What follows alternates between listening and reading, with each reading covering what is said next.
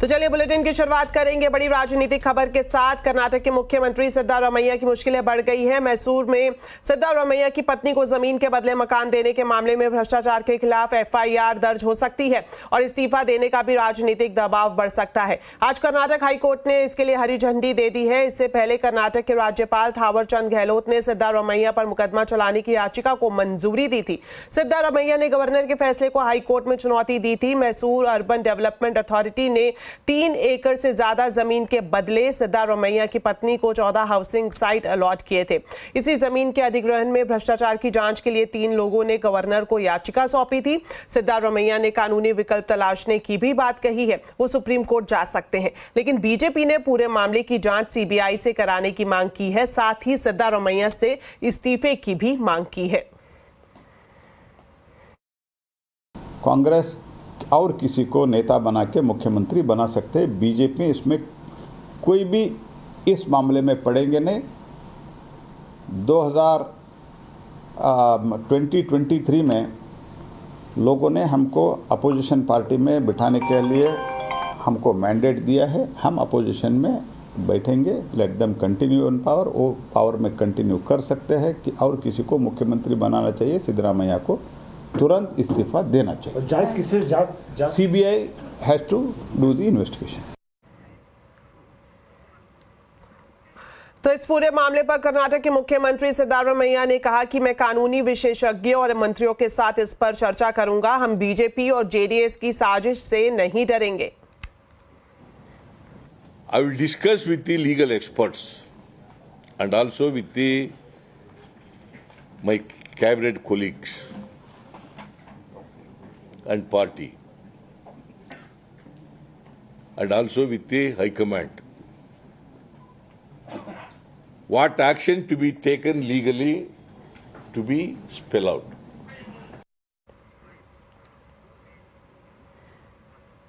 कर्नाटक के deputy CM DK Shivakumar ने कहा है कि इस्तीफे का कोई सवाल नहीं है। बीजेपी देश के विपक्षी नेताओं के खिलाफ साजिश कर रही है। सिद्धारमैया ने कुछ भी गलत नहीं किया। See, there is no question. My chief minister has not done anything wrong. He is not involved with any scam. It is a political conspiracy by the BJP to all of us, to all the opposition leaders in the country. This is what is going on. So there is no question of my chief minister has done anything wrong. They are creating problem. We stand by him. We support him. He is doing a good work for the country, for the party and for the state.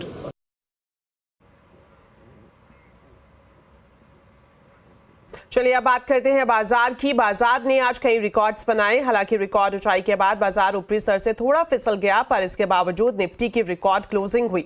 Intraday में Nifty पहली बार 26,000 के पार पहुंचा। Details लेते हैं कंचन नौटियाल से। तो कंचन, सबसे पहले आपसे जानना चाहेंगे आज मार्केट की हाईलाइट्स क्या रही? स्ट्रेट 37 डेज ट्रेडिंग सेशन के बाद आज हमें बाजार में निफ्टी का पर्टिकुलरली अगर हम बात करें तो 26,000 का लेवल देखने को मिला था। हालांकि जब क्लोजिंग हमें बाजार की देखने को मिली तो हमें हायर लेवल से कहीं ना कहीं बाजार फिसल के बंद हुआ है, लेकिन उसके बाद भी एक शानदार क्लोजिंग हमें दूसरे कारोबारी दिन बाजार में देखने को मिली है। निफ्टी की बात करी जाए तो निफ्टी 1 पॉइंट की बढ़त के साथ 25,940 के लेवल पे जाके बंद हुआ है। लेकिन जो मिड कैप इंडेक्स है वहां पे हमें एक शानदार तेजी आज देखने को मिली है और आज मिड कैप एक नए लेवल पे जाके बंद हुआ है। मिड कैप की अगर बात करी जाए पर्टिकुलर लेवल्स की तो इसमें 138 पॉइंट्स की बढ़त देखने को मिली है और ये 60,851 के लेवल पे जाके आज बंद हुआ है। मेटल, पीएससी, एनर्जी शेयर्स में खरीदारी देखने को मिली है। The same time IT, auto, oil and gas index भी अपने हायर लेवल्स पे जाके बंद हुए हैं। साथ ही साथ अगर हम एफएमसीजी, रियलिटी और बैंकिंग सेक्टर की तरफ नजर डालें तो यहां पे कहीं ना कहीं एक दबाव जरूर देखने को मिला है।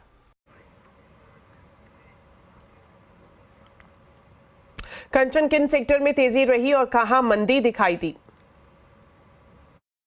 तो सबसे पहले बात कर लेते हैं निफ्टी गेनर्स की। अगर हम सबसे पहले बात करें गेनर साइड में, टाटा स्टील, इसमें आज करीबन हमें 4.5% की बढ़त देखने को मिली है। द सेम टाइम हिंडाल्को में भी 4% की बढ़त देखने को मिली है। पावर ग्रिड भी आज करीबन 2.61% है। The same time Tech Mahindra में करीबन 2% की तेजी का सिलसिला हमें देखने को मिला है। लेकिन लूजिंग पॉकेट की तरफ नजर डाली जाए तो SBI life, HUL, Grasim industries और अल्ट्राटेक सीमेंट में भी करीबन हमें 1.5% की कमजोरी आज देखने को मिली है। मिड कैप 100 की बात करी जाए तो प्रॉफिट साइड में आज पेटीएम रहा है करीबन 5% की बढ़त के साथ। एनएमडीसी में करीबन 4% की बढ़त देखने को मिली है। साथ ही साथ एपीएल अपोलो ट्यूब्स में भी 4% का इजाफा आज देखने को मिला है और मैनकाइंड में भी 3% की तेजी रही है। और लूजिंग साइड में अगर हम देखें तो पीबी फिनटेक 4.5%, मैक्रोटेक डेवलपमेंट साथ ही साथ 3%, पेज इंडस्ट्रीज में आज हमें करीबन 2.5% की मंदी देखने को मिली और बैंक ऑफ महाराष्ट्र में भी करीबन 3% की आज कमजोरी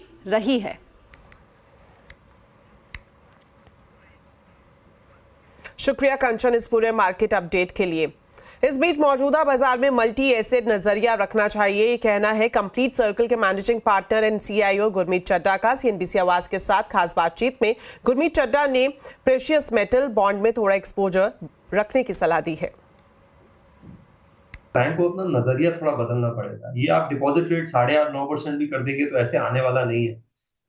ये एक डाइवर्जन ऑफ सेविंग्स है टुवर्ड्स फाइनेंशियल एसेट्स, बाकी कंजम्पशन में, और ये स्ट्रक्चरल शिफ्ट है। तो बैंक को अब अलाइन करना पड़ेगा। वो ट्रेजरी पहले जीसेक लेके बैठ जाते थे, उनको थोड़ा सा स्मार्ट ट्रेजरी मैनेजमेंट करना पड़ेगा। ट्रेजरी को बैंक के लिए और पैसे बना के देना पड़ेगा। प्रेशियस मेटल में इंटरेस्ट है, आपको याद होगा मैंने कुछ सप्ताह पहले बोला था कि मल्टी एसेट अप्रोच रखनी चाहिए इस मार्केट में। हमने बहुत अच्छे गेन्स बनाए हैं पिछले 2 साल में, और जब भी रेट कट हुआ है, डॉलर थोड़ा भी वीक हुआ है, मैं नहीं मानता कि बहुत वीकनेस आएगी, बट ओवरऑल जो ट्रेंड है वो थोड़ा सा डॉलर जो है रेंज में रहेगा विद वीकनिंग बायस। वो कमोडिटीज के लिए अच्छा होता है, और स्पेशली जो येलो मेटल है और व्हाइट मेटल जिसे हम सिल्वर बोलते हैं। तो अगर आप पिछले 15-20 साल, 25-30 साल का रिटर्न निकालेंगे तो इक्विटी का रिटर्न 14-15% है, गोल्ड का 12-13% है और सिल्वर का करीबन 8% है। तो थोड़ा फोकस मुझे लगता है प्रेशियस मेटल्स में रखना चाहिए। पोर्टफोलियो का कुछ पार्ट 5-7% आप दे सकते हैं। जेपी मॉर्गन ने भारत पर स्ट्रैटेजी जारी की है, जिसमें ब्रोकरेज हाउस का मानना है कि छोटी अवधि में बाजार ऊपर फंस सकता है। इसके साथ ही जेपी मॉर्गन ने मिड कैप स्मॉल कैप में सतर्क रहने की सलाह दी है। डिटेल्स लेते हैं यतिन मोहता से। तो यतिन, बताएं जेपी मॉर्गन ने अपनी स्ट्रैटेजी में क्या कहा है? जेपी मॉर्गन का एक क्लियर जो व्यू है वो ये है, भारतीय बाजार लॉन्ग टर्म में काफ़ी आकर्षक रहेंगे, ग्रोथ की अपॉर्चुनिटीज़ काफ़ी सारी हैं, लेकिन शॉर्ट टर्म में इनको लगता है कि वैल्यूएशंस कहीं ना कहीं थोड़े महंगे हो चले हैं। जहाँ तक कि मिड कैप, स्मॉल कैप और एसएमई सेगमेंट का सवाल है, जेपी मॉर्गन को लगता है कि बहुत ज़्यादा वैल्यूएशंस भाग चुके हैं और शायद यहाँ से एक आपको स्लो डाउन आता हुआ दिखाई पड़ सकता है। ओवरऑल उनको लगता है कि शॉर्ट टर्म के लिए मैक्रो स्लो डाउन भी सिक्लिकल साइड पे आ सकता है। हालांकि रूरल कंजम्पशंस कहीं ना कहीं पिकअप होता हुआ नज़र पड़ सकता है क्योंकि मॉनसून अच्छा रहा है। जेपी मॉर्गन के हिसाब से अर्बन कंजम्पशन जो है, यानी जो ग्रामीण इलाके को छोड़ के जो अर्बन एरियाज़ हैं, जो शहर हैं, यहाँ थोड़ा बहुत कंजम्पशन स्लो डाउन हो रहा है। हालांकि इंडियन इक्विटीज़ शॉर्ट टर्म के लिए अपसाइड के लिहाज से फुल्ली प्राइज इन उनको दिखाई दे रहे हैं आने वाले महीनों के लिए। टैक्टिकली इनको लगता है कि क्राउडिंग आउट हो रही है आईपीओज और एडिशनल क्यूआईपी और फंड रेज के हिसाब से, और बहुत सारा जो एक्सेस कैश है अब आईपीओ मार्केट्स और सेकेंडरी इशुएंसेस में जाता हुआ नज़र पड़ रहा है। Nifty junior, mid cap, small cap सारे के सारे हिस्टोरिकल वैल्यूएशन से महंगे हो चले हैं, जिसके कारण यहाँ से डाउनसाइड रिस्क उनको लगता है कि ज़्यादा है। तो यहाँ से अपसाइड कम, डाउनसाइड रिस्क ज़्यादा उनको लग रहा है, और ट्रेडिंग रिकॉर्ड प्रीमियम पे हो रही है इन इंडिसेस की, और वॉलेटाइल भी हो चले हैं मिड कैप लार्ज कैप के मुकाबले। सेक्टर्स के हिसाब से लार्ज कैप में उनका फोकस रहा है कि एफएमसीजी, हेल्थ केयर और बैंकिंग सेक्टर पे ओवरवेट रहें। तो कहीं ना कहीं एसबीआई से लेकर आईसीआईसीआई बैंक उनको पसंद आ रहे हैं, एफएमसीजी में एचयूएल और हेल्थ केयर में लार्ज कैप उनको हॉस्पिटल स्टॉक्स पसंद है। हालांकि आईटी और सीमेंट जैसे क्षेत्रों में वो अंडरवेट चल रहे हैं। शुक्रिया यतिन इस पूरी जानकारी के लिए। तो एफएनओ ट्रेडिंग में ज्यादातर ट्रेडर्स को क्यों हो रहा है घाटा और एफएनओ में सावधानी क्यों है जरूरी? आज आवाज अड्डा में इसी पर होगी बड़ी चर्चा शाम 7:57 पर।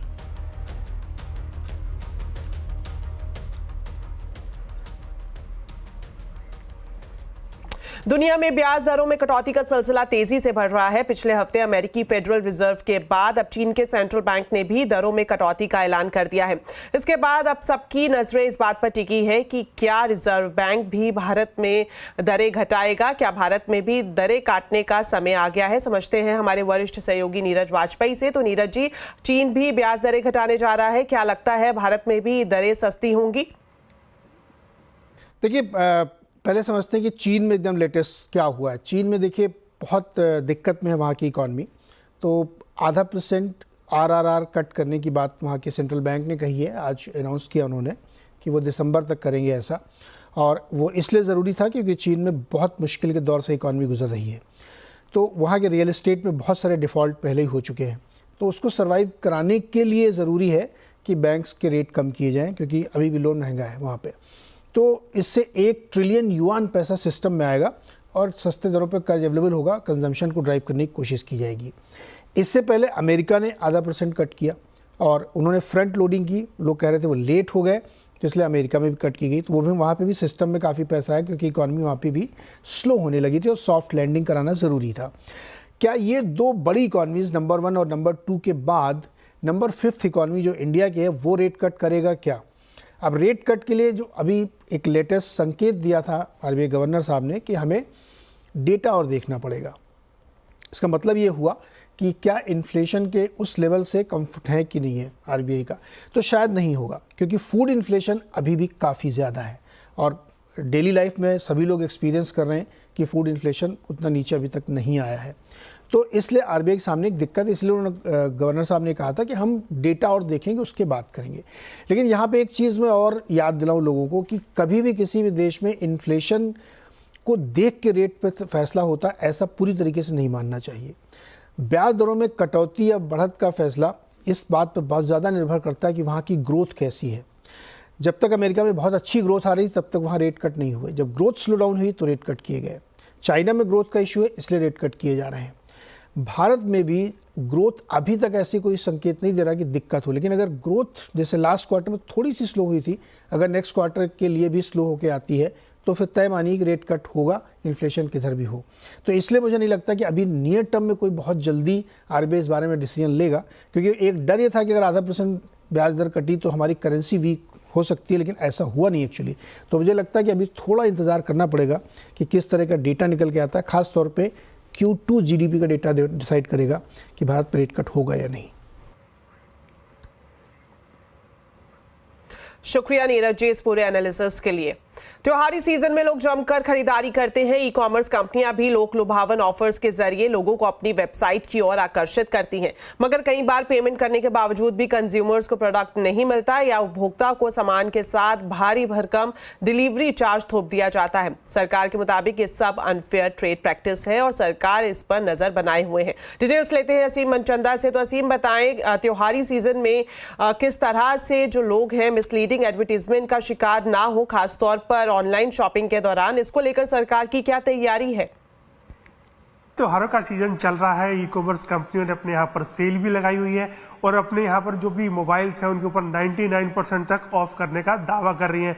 ये भी दावा किया जा रहा है कि मोबाइल आपको मात्र 11 रुपए के अंदर मिल जाएगा। बहुत सारी शिकायतें इसको लेकर के आ रही हैं कि हमने पेमेंट भी कर दिया और उसके बाद हमारा डिलीवरी कैंसिल हो गया। तो इसको लेकर के सरकार काफ़ी ज़्यादा संगीन है। सरकार के मुताबिक ये अनफेयर ट्रेड प्रैक्टिस है, क्योंकि कंपनियाँ जिस तरह से दिखा रही है अपने ऑफर्स को, जिस तरह से विज्ञापन कर रही है, वो पूरी तरह से अनफेयर ट्रेड प्रैक्टिस के अंदर आता है और सरकार इसके ऊपर एक्शन लेने का भी तैयारी कर रही है।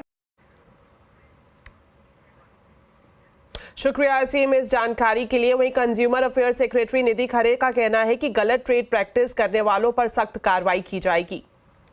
अपने नेशनल कंज्यूमर हेल्पलाइन के माध्यम से जो शिकायतें आ रही हैं उनको भी हम संज्ञान में लेकर के उन्हें एग्जामिन करके इस तरह से जो ल्यूक्रेटिव हैं डिस्काउंट ऑफर्स या ल्यूक्रेटिव क्लेम्स लोग दे रहे हैं, लेकिन अगर कोई अनफेयर ट्रेड प्रैक्टिस अपना रहा है तो उस पर निश्चित कड़ी कार्रवाई होगी। उत्तर प्रदेश में खाने पीने की चीजों में मिलावट पाए जाने पर रेस्टोरेंट और ढाबा मालिकों के खिलाफ सख्त कार्रवाई की जाएगी। उत्तर प्रदेश के मुख्यमंत्री योगी आदित्यनाथ ने खाने पीने की चीजों में मिलावट को लेकर एक बैठक की, जिसके बाद कई दिशा निर्देश जारी किए गए। योगी आदित्यनाथ ने कहा कि जूस, दाल और रोटी जैसे खान पान की चीजों में मानव अपशिष्ट मिलना एक विभत्स अपराध है और इसे स्वीकार नहीं किया जाएगा। ऐसे ढाबों और रेस्टोरेंट्स की जांच होगी। साथ ही इनमें काम करने वाले हर कर्मचारी को पुलिस वेरिफिकेशन कराना जरूरी होगा।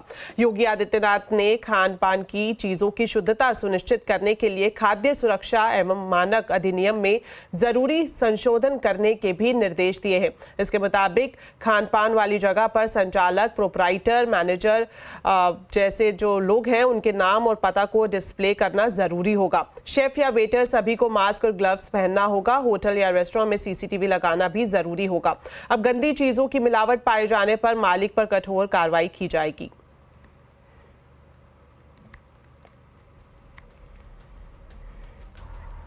तो चलिए, फिलहाल वक्त हो गया एक छोटे से ब्रेक का, लेकिन खबरें अभी और भी हैं। आप देखते रहिए आवाज समाचार।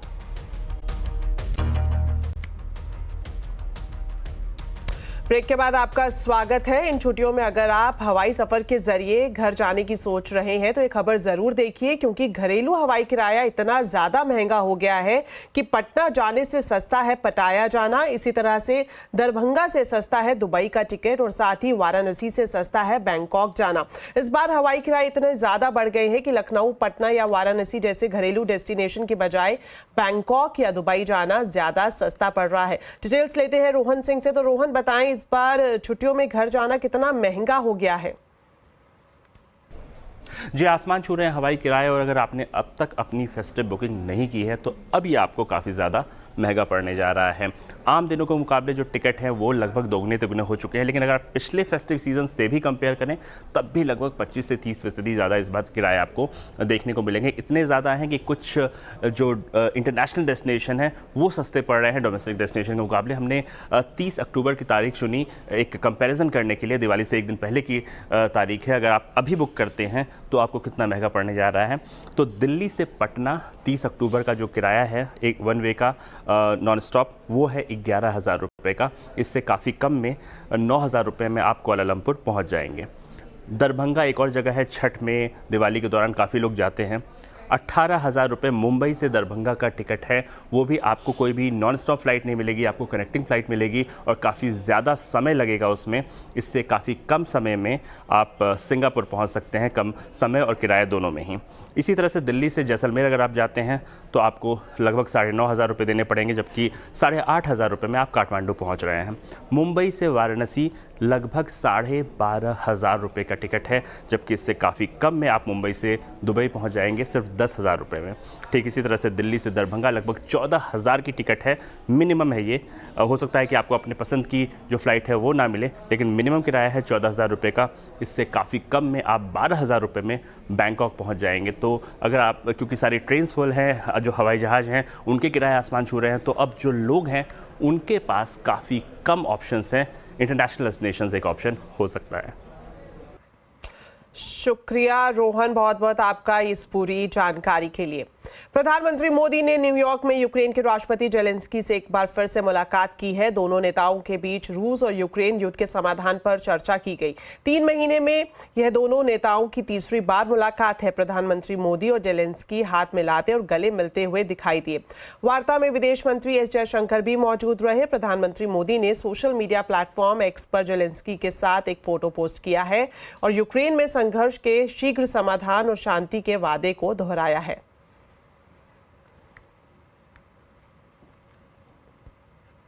वहीं इजराइल और हिजबुल्लाह के बीच जंग तेज हो गई है। इजराइल डिफेंस फोर्स ने सोमवार को हिजबुल्लाह पर बड़ा हमला किया।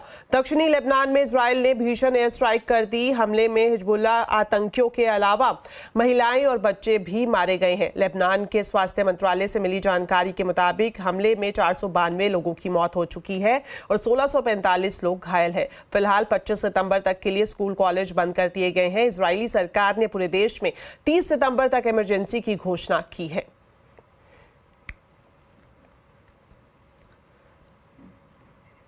एडवांस रोबोटिक सर्जरी की ट्रेनिंग के लिए अब विदेश जाने की जरूरत नहीं पड़ेगी। दिल्ली एम्स में देश के किसी भी कोने से आकर डॉक्टर्स या सर्जन एडवांस रोबोटिक टेक्नोलॉजी सीख सकते हैं। इसके लिए एम्स ने अमेरिकी कंपनी इंट्यूटिव के साथ करार किया है। एम्स के सर्जरी डिपार्टमेंट के हेड डॉक्टर वी के बंसल के साथ देखिए एक खास बातचीत। रोबोटिक टेक्नोलॉजी का जो मेजर एडवांटेज होता है कि ये प्लेटफॉर्म बहुत ही स्टेबल प्लेटफॉर्म होता है। इसमें जो सर्जरी की एक्यूरेसी और जो सर्जरी के रिजल्ट्स हैं वो बहुत ज्यादा इंप्रूव होते हैं। तो उसका बेसिकली ये एडवांटेज होता है कि पेशेंट के जो आउटकम्स हैं, पेशेंट का जो रिकवरी है वो बहुत जल्दी फास्टर होती है और पेशेंट बहुत जल्दी अपने काम पे वापस लौट सकते हैं। रोबोटिक टेक्नोलॉजी का ये मेजर एक एडवांटेज है। दूसरा एडवांटेज है कि जो कॉम्प्लिकेटेड सर्जरीज जो कि पहले के टाइम पे बहुत बड़े बड़े इंसिजन लगा के पूरा पेट खोल के हम करते थे, रोबोटिक टेक्नोलॉजी से वो जो कॉम्प्लिकेटेड सर्जरीज हैं वो भी लेप्रोस्कोपी के तरीके से एंडोस्कोपिक मेथड से करी जा सकती है। अभी अगर फिलहाल की बात करें तो एम्स में कितनी रोबोटिक सर्जरी हो रही है मंथली बेसिस में, और आगे किस तरह से इंक्रीज होते हुए देख सकते हैं हम ये नंबर? अभी एट प्रेजेंट मेरे हिसाब से रोज की एक सर्जरी शायद रोबोटिक हो जाती है, क्योंकि अभी एक ही सिस्टम जो है वो वर्किंग है। अभी ये ट्रेनिंग हो जाएगी, ट्रेनिंग फैसिलिटी अवेलेबल हो जाएगी तो और ज्यादा सर्जन और ज्यादा डिपार्टमेंट्स ये टेक्नोलॉजी का बेनिफिट उठा सकते हैं, और अगले 1-1.5 साल में 2 साल में और बहुत सारे डिपार्टमेंट्स में भी रोबोटिक सिस्टम लगने का चांसेस है। तो चलिए, मेरे साथ इस बुलेटिन में इतना ही, लेकिन जाते जाते आपको बताते हैं आज के कंज्यूमर अड्डा के टॉपिक के बारे में। किसी के रंग रूप को लेकर नेगेटिव कमेंट करना मजाक नहीं है। बॉडी शेमिंग का मेंटल हेल्थ पर काफी बुरा असर पड़ता है। आज कंज्यूमर अड्डा में इसी पर होगी बड़ी चर्चा। शाम 5:57 पर बॉडी शेमिंग मजाक नहीं है।